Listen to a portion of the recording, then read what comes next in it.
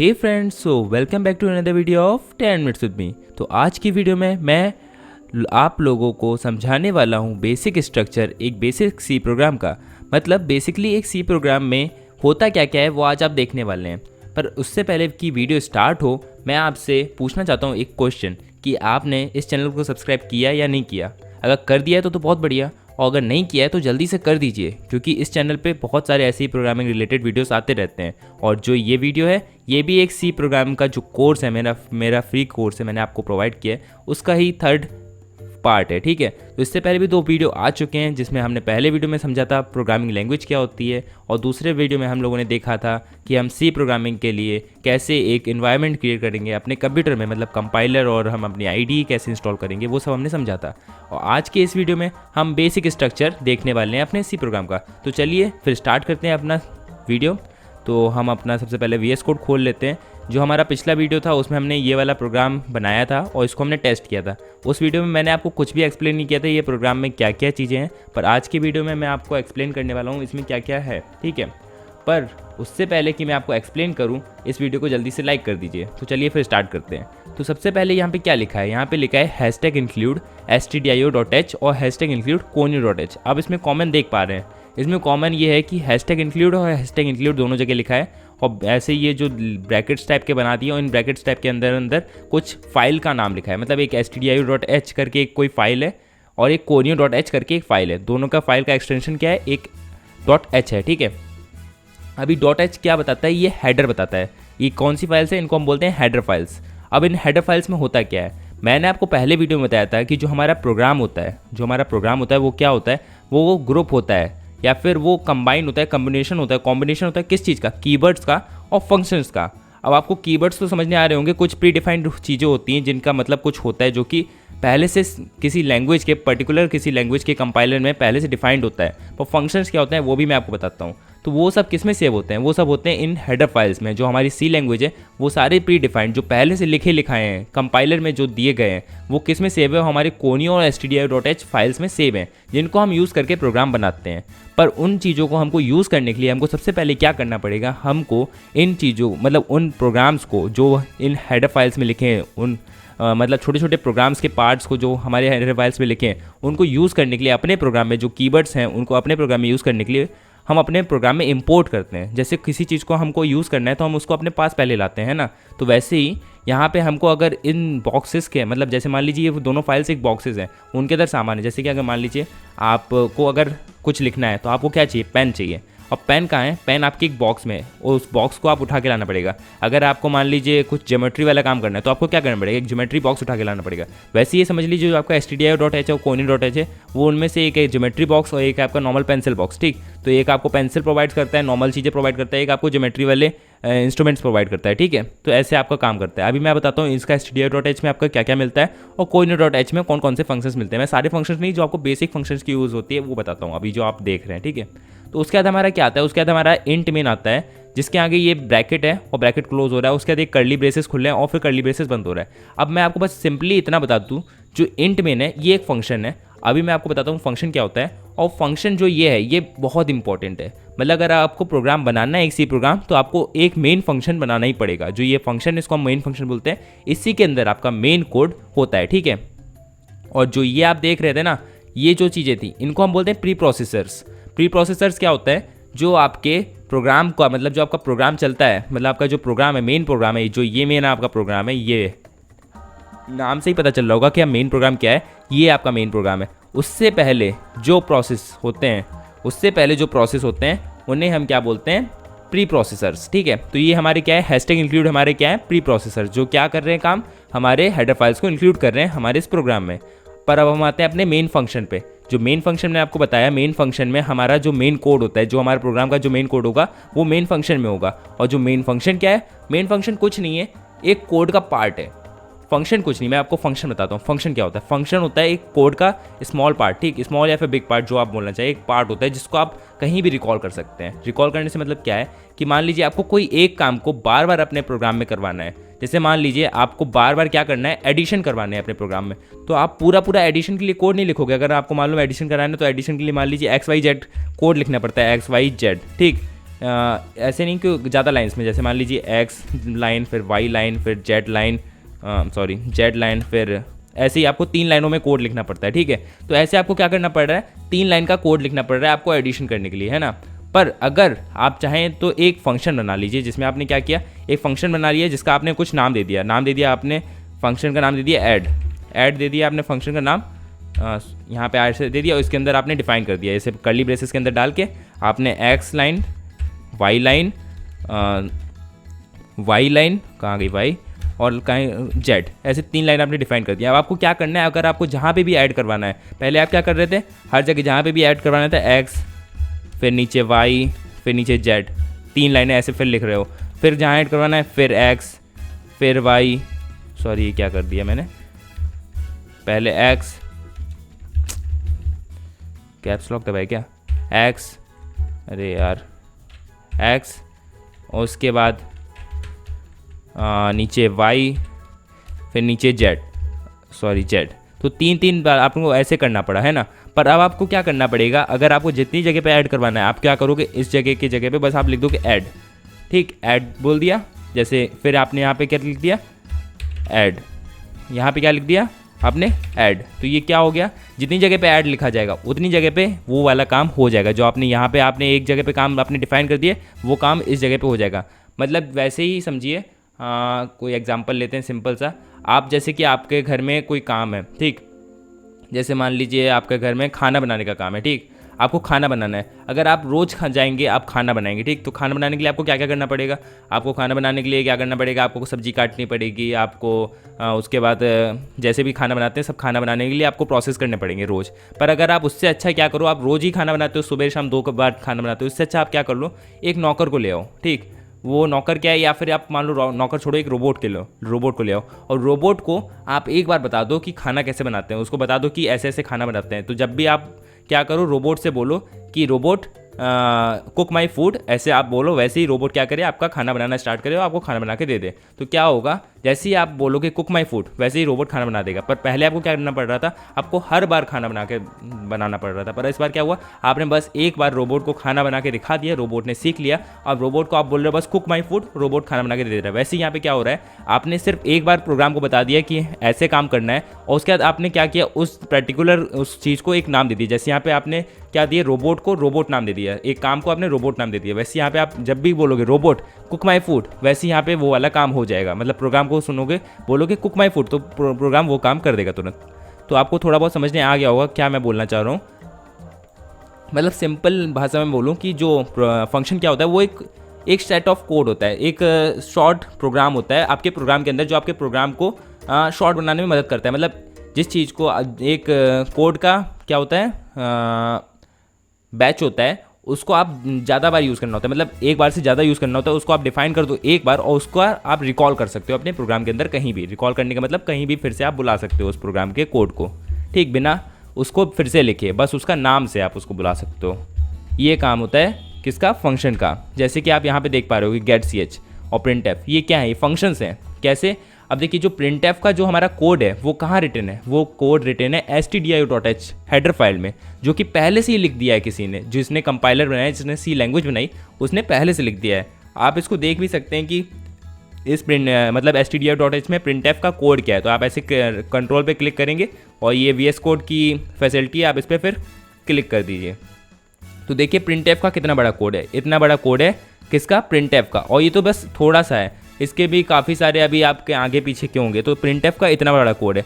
तो जब भी आपको प्रिंट एफ वाला काम करना है, इतना छोटा सा काम करना है, आपको सब्सक्राइब अवर चैनल लिखवाना है, तो आपको क्या करना पड़ेगा, इतना सारा कोड क्या करना पड़ेगा, फिर से लिखना पड़ेगा। ऐसे अगर आपको 2 बार लिखवाना है, यहाँ पे कंट्रोल D नहीं हो रहा, तो इसको हम कॉपी करते हैं, copy control C,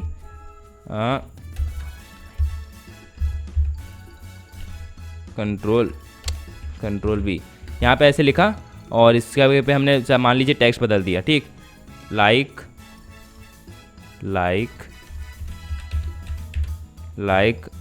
this video,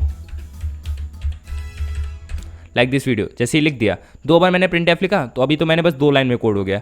पर अगर मान लीजिए अगर ये फंक्शन मैंने डिफाइन ना किया होता तो हमको क्या करना पड़ता, 1 2 3 4 5 6 7 लाइन्स का कोड मुझे बार बार लिखना पड़ता। तो यहाँ पे मैंने 2 लाइन में काम किया है, वहीं ये लाइन का इतना ही काम मैं कितने में लाइन में कर पाता, 14 लाइन्स में हो पाता। ठीक, तो यही काम मैंने जहाँ पे मैंने 2 लाइन में कर दिया वही काम मुझे 14 लाइन्स में होता है। इस प्रिंट फंक्शन की मदद से मुझे क्या मिली, आसानी मिली। ठीक, तो वैसे ही इसमें होता है। और फंक्शन में भी कुछ पार्ट्स होते हैं। फंक्शन में क्या पार्ट्स होते हैं, फंक्शन में एक पार्ट होता है रिटर्न, एक पार्ट होता है फंक्शन में आर्गूमेंट। ठीक, उसको हम और अच्छे से एक्सप्लेन करेंगे क्योंकि आगे हम फंक्शन पढ़ने वाले हैं, बिल्कुल अच्छे से पढ़ेंगे। पूरा 2-3 वीडियोस में हम फंक्शन के बारे में पढ़ेंगे, तो उसको हम आगे पढ़ेंगे क्या होता है। पर अभी आप बस जान लीजिए एक हमको आर्गूमेंट होता है जो कि इन ब्रैकेट्स के अंदर दिया जाता है। जैसे कि यहाँ पर देख पा रहे हैं इस ब्रैकेट के अंदर मैंने एक आर्गूमेंट दिया है और यहाँ मेन फंक्शन में मैंने कोई आर्गूमेंट नहीं दिया है।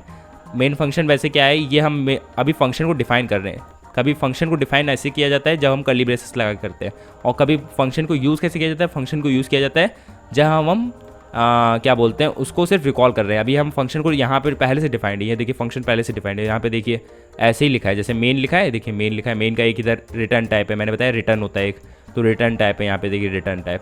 फिर यहाँ पे क्या है, यहाँ पे आर्गूमेंट्स दिए जाते हैं इस ब्रैकेट के अंदर। तो देखिए प्रिंट टाइप के अंदर क्या है, आर्गूमेंट दिए गए हैं ना। फिर यहाँ पे जो जगह होती है उसका नाम होता है फंक्शन का नेम। तो ये देखिए फंक्शन का नेम है यहाँ पे। अब उसके अंदर क्या होता है, जो कर्ली ब्रेसेस होते हैं उनके अंदर क्या होता है, फंक्शन का कोड होता है। मतलब फंक्शन करेगा क्या, काम क्या करेगा फंक्शन, अगर ऐड कर रहा है तो ऐड कैसे करेगा, तो वो पूरा कोड यहाँ देखिए अंदर लिखा है। फिर लास्ट में क्या होता है फंक्शन के लास्ट में लिखा होता है रिटर्न 0, मतलब रिटर्न क्या करेगा फंक्शन। तो यहाँ पे भी देखिए रिटर्न कुछ कर रहा है, फंक्शन कुछ रिटर्न कर रहा है यहाँ पे, और यहाँ पे भी फंक्शन कुछ रिटर्न कर रहा है। अब देखिए एक और चीज़ कि जो फंक्शन होता है वो कुछ रिटर्न करता है किसी टाइप में, डेटा टाइप में, मतलब डेटा का कोई टाइप होता है। यहाँ पे जो हमारा मेन फंक्शन है वो क्या रिटर्न कर रहा है, वो कर रहा है एक इंटीजर रिटर्न। इंटीजर आप जानते होंगे 1 2 3 4 5 6 7 8 9 10 कोई भी हो जाती वैल्यू, उसे हम इंटीजर बोलते हैं। ठीक, माइनस में भी और प्लस में भी। तो इंटीजर हमारे पे रिटर्न कर रहा है, तो हम कौन सा इंटीजर रिटर्न कर रहे हैं, यहाँ पे 0 रिटर्न कर रहे हैं। यहाँ पे हम चाहें तो 1 रिटर्न कर सकते हैं, यहाँ पे चाहे हम तो 2 रिटर्न कर सकते हैं या 4 रिटर्न कर सकते हैं, उससे कोई फायदा नहीं है। यहाँ पे हम बस 0 लिख देते हैं सिंपली। ठीक, तो इंट हमारा रिटर्न कर रहा है। यहाँ पे हम इंट की जगह पे कुछ और लिख सकते थे, जैसे कि कैर। तो कैर क्या होता है, कैर होता है कैरेक्टर। ठीक, अब यहाँ पे एक एरर हो गया है, बताइए क्या एरर है। एरर ये है कि देखिए डेटा टाइप हमने बदल दिया, यहाँ पे हमने कैरेक्टर लिख दिया, मतलब हमको ABCD रिटर्न करनी चाहिए, पर हम यहाँ पे रिटर्न क्या कर रहे हैं, 0 तो ABCD है नहीं, वो तो एक इंटीजर है। तो इस हिसाब से यहाँ आपको क्या करना चाहिए, इंट लगाना चाहिए। अभी हम डेटा टाइप भी पढ़ेंगे। डेटा टाइप क्या होता है, मतलब यही कैरेक्टर, इंटीजर, फ्लोट, ये सब होता है। क्या होता है डेटा टाइप, वो भी हम अगले वीडियोस में, आगे जाके वीडियोस में पढ़ेंगे। बस अभी हमको बस एक हल्का सा इंट्रोडक्शन देखना है कि सी में होता क्या है। हमने पहले देखा प्री प्रोसेसर्स होता है, फिर एक होता है हमारा मेन फंक्शन जिसके अंदर हमारा मेन कोड होता है। उस मेन फंक्शन के अंदर होता है हमारे कई सारे फंक्शंस जिनके मदद से हमारा प्रोग्राम बनता है। फंक्शंस होते हैं, कीवर्ड्स होते हैं, उनकी मदद से हमारा प्रोग्राम बनता है। और एक और चीज़, बहुत इंपॉर्टेंट चीज़ हम इसमें भूल रहे हैं, वो क्या है, वो है हमारी कमेंट। अब जिन बंदों ने कमेंट नहीं सुना, आप यूट्यूब में तो कमेंट करते ही होंगे ना। कमेंट मतलब क्या होता है, कमेंट मतलब किसी चीज़ को बताना। ठीक, किसी चीज़ को एक्सप्लेन करना है, किसी चीज़ को बताना। तो वैसे ही यहाँ पे हम एक्सप्लेन करते हैं, कुछ बताते हैं। क्या बताते हैं, जैसे कि यहाँ पे मैं आता हूँ, इधर मैं गैप देता हूँ, एक लाइन का गैप। यहाँ पे मैं ऐसे स्लैश लगाता हूँ, दो बार स्लैश लगाए जाते हैं कमेंट करने के लिए। फिर मैं यहाँ लिखता हूँ this is these are preprocessors। ठीक, प्री प्रोसेसर्स। यहाँ पे मैंने क्या लिखा, दीज आर प्री प्रोसेसर्स। ये क्या है, प्री प्रोसेसर्स हैं। अब आप सोच रहे होंगे क्या ये एक कोड का हिस्सा है ना, ये कोड का हिस्सा नहीं है। मतलब कोड का तो हिस्सा है, पर ये क्या है, ये सिर्फ आप लोगों के लिए, मेरे लिए, और जो ये प्रोग्राम सोर्स कोड देखेगा उसके लिए। सोर्स कोड जानते हैं ना आप लोग क्या होता है, मैंने पहले वीडियो में बताया था। सोर्स कोड रिकॉल करिए, सोर्स कोड क्या होता है। सोर्स कोड होता है वो कोड जो कि आप लिखते हो प्रोग्रामिंग लैंग्वेज में और बाद में कन्वर्ट होता है किसमें, मशीन कोड में। जो कौन सा मशीन कोड क्या होता है, मशीन कोड जो कंप्यूटर पढ़ता है। ठीक, कंप्यूटर समझता है, वही होता है। तो ये हमारा क्या है, सोर्स कोड है। helloworld.c सोर्स कोड है। और जो सोर्स कोड फाइल होती है हमारी, मैंने शायद आपको नहीं बताया, जो सोर्स कोड फाइल होती है किसकी, हमारी सी सोर्स कोड फाइल, उसका जो एक्सटेंशन होता है .c होता है। और वैसे ही हर लैंग्वेज का एक्सटेंशन अलग होता है, जैसे कि जावा का जावा होता है, पाइथन का पाई होता है। आप एक्सटेंशन तो जाते ही होंगे, जैसे कि आप अगर पावर पॉइंट में कुछ बनाते हैं तो PPT आपका लिख के आता है लास्ट में, वो एक्सटेंशन होता है। ठीक है, तो देखिए ये क्या है, ये कमेंट है। कमेंट क्या है, कमेंट एक ऐसी चीज़ है जिसकी मदद से आप अपने प्रोग्राम को इन्फॉर्मेटिव बना सकते हैं, और इसके साथ साथ आप इसको डिबगिंग के लिए भी यूज़ कर सकते हैं। अब इन्फॉर्मेटिव कैसे, मतलब इन्फॉर्मेटिव मतलब ये जो चीज़ होती है, ये जो मैंने कमेंट के अंदर लिखा है, इसको आपका कंपाइलर रीड नहीं करेगा। मतलब आप कमेंट के अंदर ऐसे करके 2 स्लैश लगा के कुछ भी लिख डालो, उल्टा सीधा, कोई फ़र्क नहीं पड़ता, कुछ भी लिखो, कोई दिक्कत नहीं, उसको आपका प्रोग्राम रीड करेगा ही नहीं, मतलब कंपाइलर रीड करेगा ही नहीं। और जब कंपाइलर रीड करेगा ही नहीं तो एरर्स आएंगे ही नहीं, ठीक है। तो इसको हम 2 तरीके से यूज़ करते हैं। पहली चीज़ जिसके लिए बनाए, ये तो मेन चीज़ बनाए किस लिए, आपको अपना प्रोग्राम इन्फॉर्मेटिव बनाने के लिए। अब इन्फॉर्मेटिव से मतलब क्या, अभी तो आपका प्रोग्राम बस 13 लाइन का है, पर कभी कभार प्रोग्राम बहुत बड़े बड़े होते हैं, मतलब बहुत बड़े बड़े, जिनको समझना नामुमकिन होता है। जैसे कि अगर मैं एग्जांपल लूँ तो गूगल की मैं कोड देखूँ कितना बड़ा है, गूगल कोड सर्च करूँ, how many lines in Google code, ऐसे सर्च करूँ, how many lines in Google code, तो देखिए 2 बिलियन। 2 बिलियन बहुत होता है, ठीक है। 2 बिलियन लाइन्स ऑफ कोड है किसमें, गूगल में। तो 2 मिलियन लाइन्स ऑफ कोड में कितने सारे फंक्शंस होंगे, कितनी सारी चीज़ें होंगी, आप सोच सकते हैं ना। तो उस चीज़ को कोई बंदा, एक बंदे ने तो लिखा नहीं होगा, हज़ारों लोगों ने लिखा होगा, हज़ारों क्या, बहुत सारे लोगों ने लिखा होगा, जितने भी गूगल में एम्प्लॉयज़ हो सब ने मिल के लिखा होगा, है ना। तो अब एक बंदे ने जो लिखा है वो दूसरे बंदे को कैसे समझने आएगा, क्योंकि सबका लिखने का तरीका अलग होता है, ठीक। एक ही चीज़ अगर आपको यही काम करवाना है, लाइक दिस वीडियो, इसको हम मतलब ऐसे नहीं कि मतलब आपको एडिशन करवाना है, उसको भी आप 5 तरीके से करवा सकते हो, मतलब अलग अलग तरीके से करवा सकते हो एक ही चीज़ को। ये चीज़ होती है प्रोग्रामिंग में, हर कोई अपने हिसाब से कर सकता है, हर कोई अपना खुद का एल्गोरिथम बना सकता है, अपना खुद का तरीका बना सकता है, ये चीज़ होती है प्रोग्रामिंग में। तो कैसे किसी को समझ नहीं आएगा कि यहाँ पे क्या हो रहा है, तो यहाँ पे बताने के लिए हम यूज़ करते हैं कमेंट। जैसे कि मान लीजिए यहाँ पे मैंने यहाँ पे लिखा दिस इज़ मेन फंक्शन, तो ये बता रहा है, अरे यार कीबोर्ड भी काम नहीं कर रहा, this is main function, this is main function, यहाँ पे मैंने ये लिखा। तो इसका मतलब क्या है, यहाँ पे मैं बता रहा हूँ ये मेन फंक्शन है, ये प्री प्रोसेसर्स हैं। अब ऐसे मैं यहाँ पे भी लिख सकता हूँ, हियर क्या हो रहा है, हियर वी आर प्रिंटिंग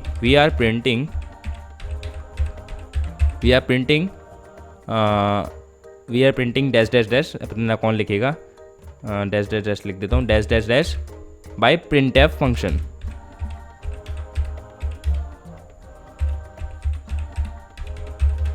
ठीक, तो यहाँ पे मैं क्या बता रहा हूँ, हम यहाँ पे कुछ प्रिंट कर रहे हैं, मतलब हम यहाँ पे सब्सक्राइब अवर चैनल प्रिंट कर रहे हैं, किसके द्वारा, printf फंक्शन से। तो मैं यहाँ पे क्या कर रहा हूँ, इसको इन्फॉर्मेटिव बना रहा हूँ। यहाँ पे आपको, आप जैसे ही आप प्रोग्राम खोलेंगे आपको यहाँ पे लिख के आएगा दीज आर प्री प्रोसेसर्स, तो आपको याद आ जाएगा, अच्छा हाँ ये प्री प्रोसेसर्स है। फिर यहाँ पे आप देखेंगे दिस इज मेन फंक्शन, अच्छा ये मेन फंक्शन है। फिर यहाँ पे देखेंगे here we are printing dash dash dash by printf function, यहाँ पे हम printf फंक्शन की मदद से कुछ प्रिंट कर रहे हैं, ठीक। तो ये चीज़ होती है। अब आप सोच रहे हैं, ये देख लिया हमने कि क्या क्या होता है इसमें मेनली। यहाँ पे हमने देख लिया कुछ प्री प्रोसेसर्स होते हैं, यहाँ पे कुछ एक मेन फंक्शन होता है, जिस मेन फंक्शन के अंदर हमारा क्या होता है, पूरा कोड होता है। और फिर हमारा क्या होता है, एक फंक्शंस जो भी आपको कोड होता है वो कोड लिखना होता है। फिर आप लास्ट में क्या करते हैं, रिटर्न कर देते हैं, क्योंकि मैंने आपको बताया 2 चीज़ें होती हैं फंक्शन के अंदर। एक चीज़ होती है आपका रिटर्न टाइप, मतलब रिटर्न करना, क्या आप रिटर्न करोगे, फंक्शन क्या देगा वापस, और एक क्या होगा आपका आर्गूमेंट। अब मैं इसको एग्जांपल, जो मैंने पहला एग्जांपल लिया था रोबोट वाला, उसी में से मैं आपको बताता हूँ कैसे। आर्गूमेंट मान लीजिए जो रोबोट है, आपने कॉल किया कुक माई फूड, फंक्शन का नाम कुक माई फूड। अब आप फंक्शन को आर्गूमेंट में तौर में क्या दे रहे हो, सब्जी दे रहे हो, ठीक। सब्जी बनाने के लिए सब्जियाँ दे रहे हो, रॉ सब्जी। मान लीजिए आपको बनवानी है पनीर की सब्जी, मटर पनीर, तो आपने क्या दिया उसको, रॉ मटेरियल मटर दे दिया और पनीर दे दिया।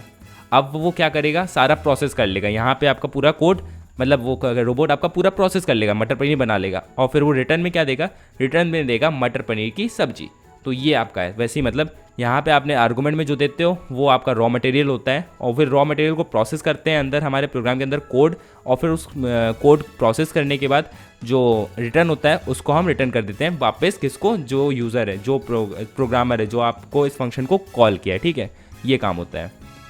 तो यहाँ पे हमारा क्या कर रहा है printf को हमने क्या काम दिया है, printf को हमने काम दिया है कि मतलब printf को हमने रॉ मटेरियल लिया है subscribe our channel as a text या फिर एज अ स्ट्रिंग। स्ट्रिंग क्या होता है, string is the combination of character, मतलब कैरेक्टर्स का ग्रुप होता है स्ट्रिंग, ठीक। वही टेक्स्ट बोलते हैं जिसको हम, टेक्स्ट दिया है मैंने सब्सक्राइब अवर चैनल। तो सब्सक्राइब अवर चैनल मैंने क्या दिया इसको एज ए रॉ मटेरियल। अब इस रॉ मटेरियल का प्रिंटफ क्या करेगा, इसको प्रिंट कर देगा कहाँ पे, आउटपुट स्क्रीन पे, और साथ ही साथ कुछ रिटर्न भी करेगा। रिटर्न करेगा कि वैसे क्या रिटर्न करता है, रिटर्न करता है रिट्रेबल कुछ करता है, तो इंटीजर रिटर्न करता है। सॉरी देखिए यहाँ पे लिखा है इंटीजर रिटर्न करता है, तो 1 0 कुछ रिटर्न करेगा ये इंटीजर। अब देखिए गेट ch का वर्क क्या है। अब एक बस लास्ट फंक्शन बचा है गेट ch, इसमें इसका वर्क ज़्यादा कुछ है नहीं बस, पर हाँ इसके बिना आपका प्रोग्राम रन तो होगा पर आपको दिखेगा नहीं। मतलब क्या है, आपका प्रोग्राम रन होगा। प्रोग्राम कैसे वर्क करता है, प्रोग्राम आपका बहुत फास्ट वर्क करता है, ठीक। तो पहले तो आपका मेन फंक्शन रन होगा, उसमें आपका प्रिंट कर देगा सब्सक्राइब अवर चैनल, फिर आपका प्रिंट कर देगा लाइक दिस वीडियो, है ना। उसके बाद क्या आएगा, फिर वो रिटर्न कर देगा 0 और आपका मेन फंक्शन बंद हो जाएगा। तो इसका मतलब आपका प्रोग्राम ही बंद हो जाएगा। अभी मैं इसको मान लीजिए कमेंट कर रहा हूँ, कमेंट कर दिया मैंने, अब ये फंक्शन रन नहीं होगा, है ना। तो इसको हम रन कर देते हैं पहले। तो इसको मैंने रन किया और ये देखिए रन हो गया है। अब मैं जाता हूँ फोल्डर में, तो यहाँ पे एक exe फाइल बन गई होगी, देखिए helloworld.exe बन गई। अब इसको क्या करेंगे, हम रन करेंगे। तो देखिए रन हुआ था, थोड़ा सा ब्लिंक हुआ, आपको शायद दिखा होगा, और फिर गायब। फिर मैं डबल क्लिक किया, फिर गायब, फिर डबल किया, फिर गायब। ऐसा क्यों हो रहा है, मतलब सी प्रोग्राम मैंने आपको बताया था कि बहुत फास्ट लैंग्वेज है, इतनी फास्ट लैंग्वेज है, बहुत ज़्यादा फास्ट लैंग्वेज है ना। तो अब अगर इतनी फास्ट लैंग्वेज है तो प्रोसेस भी बहुत फास्ट होते हैं। तो इसने सारा प्रोसेस कराया, जल्दी से सब्सक्राइब अवर चैनल प्रिंट किया, जल्दी से लाइक दिस वीडियो प्रिंट किया, और उसके बाद तुरंत इसने मतलब जो हमारा मेन फंक्शन था उसको रिटर्न कर दिया। सामान जो रिटर्न करना था मैंने यहाँ पे 0 रिटर्न किया, रिटर्न 0 कर दिया, और जल्दी से अपना हमारा मेन फंक्शन बंद किया। मेन फंक्शन बंद किया मतलब हमारा प्रोग्राम बंद किया, और प्रोग्राम बंद हो गया तो मतलब हमको कुछ दिखा नहीं।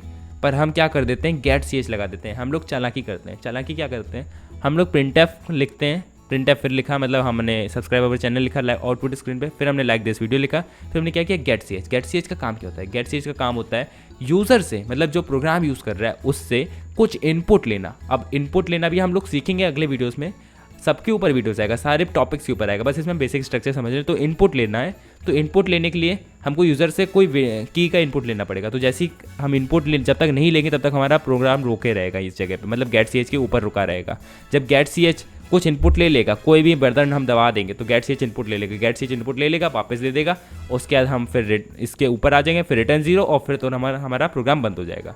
तो अब इसको हम रन करते हैं, तो आपको समझ नहीं आया होगा कि गेट ch को लगाते हैं जिससे हमारा प्रोग्राम स्टक हो जाए इस जगह पे, जिससे आगे ना बढ़े। और जब हमको बंद करना हो प्रोग्राम तो हम कोई की दबा दें, और की दबाने से हमारा क्या होगा, प्रोग्राम बंद हो जाएगा। तो शायद हमने देखिए शायद रन कर दिया, तो इसको हम आगे इधर आते हैं और इसको हेलो वर्ल्ड देखिए, सब्सक्राइब अवर चैनल और लाइक दिस वीडियो। अब देखिए इसमें सब चिपक के आ गया, तो इसको हम सही कर सकते हैं, फॉर्मेटिंग कर सकते हैं। फॉर्मेटिंग भी कुछ तरीक़ों से होती है, तो यहाँ पे हम लगा सकते हैं न्यू लाइन, और इस जगह पे भी एक बार न्यू लाइन लगा सकते हैं। यहाँ पे हम लगा सकते हैं टैब, और इस जगह पे भी हम टैब लगा सकते हैं। अब ये क्या है, इन्हें बोलते हैं एस्केप सीक्वेंस कैरेक्टर्स, और इनके बारे में भी हम आगे जाके पढ़ेंगे, अभी नहीं, है ना। बस मैंने जो बताना था कि इसमें होता क्या क्या है बेसिक प्रोग्राम में, और मैंने आपको बता दिया। इससे ज़्यादा कुछ है नहीं इसमें प्रोग्राम में, इसमें अभी बेसिक प्रोग्राम में, इससे ज़्यादा कुछ है नहीं, और आपको इससे ज़्यादा अभी जानने की ज़रूरत भी नहीं है, ठीक। आपको मैंने बताया बस ये प्री प्रोसेसर्स होते हैं, कुछ प्री प्रोसेसिंग करनी पड़ती है हम लोगों को प्रोग्राम रन करने से पहले, प्रोग्राम मतलब लिखने से पहले। उसके बाद जो हमारा मेन प्रोग्राम लिखा जाता है वो हमारा मेन फंक्शन में होता है। और मेन फंक्शन, जो फंक्शंस क्या होते हैं, फंक्शन एक ग्रुप होता है कोड का, छोटा ग्रुप या बड़ा ग्रुप, जितना भी ग्रुप होता है जिसको हमको बार बार यूज़ करना पड़ता है, उस ग्रुप ऑफ कोड को बार बार यूज़ करना पड़ता है अपने सेम प्रोग्राम में। तो हम एक फंक्शन बना लेते हैं, और उस फंक्शन को हम क्या करते हैं, बार बार उस फंक्शन के हम नाम से उसको रिकॉल कर लेते हैं, उस पूरे कोड को। मतलब 10 लाइन से लेके 10,000 लाइन, जितना भी बड़ा आपका फंक्शन है उसको बस आप यूज़ कर सकते हैं, बस एक सिंगल लाइन ऑफ कोड की मदद से, उसके नाम की मदद से, ठीक है। तो ये काम है फंक्शन का। फंक्शन बताया मैंने आपको, फिर रिटर्न होता है, ये सब चीज़ बता दी, यही सब चीज़ें हैं, और इससे ज़्यादा कुछ नहीं है, ठीक है। आज की वीडियो के लिए बस इतना ही।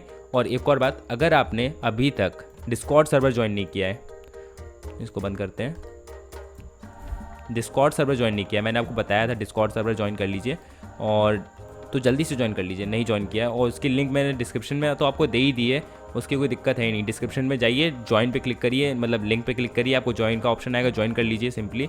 अगर आपका वहाँ पे अकाउंट नहीं बना है तो जल्दी से अकाउंट बनाइए, अपनी ईमेल आईडी वेरीफाई करवाइए, और जल्दी से ज्वाइन कर लीजिए। क्यों ज्वाइन कर लीजिए, मैंने आपको बताया है, ज्वाइन इसलिए कर लीजिए क्योंकि आपको यहाँ पर सारा कोड, सोर्स कोड जो मैं आपको इस पूरे कोर्स में देने वाला हूँ, वो सारा सोर्स कोड आपको मिलने वाला है। ये देखिए यहाँ पे आपको, देखिए यहाँ पे कुछ चैनल्स हैं, कोड टॉक, यहाँ पे आप हमसे कोड के बारे में ऐसी मतलब बातें कर सकते हैं। सी लैंग्वेज नोट्स एंड कोड्स, जो हमारा सी प्रोग्रामिंग की पूरे कोर्स है उसका जितने भी नोट्स आएंगे वो सब यहाँ पे आएंगे कोड के साथ।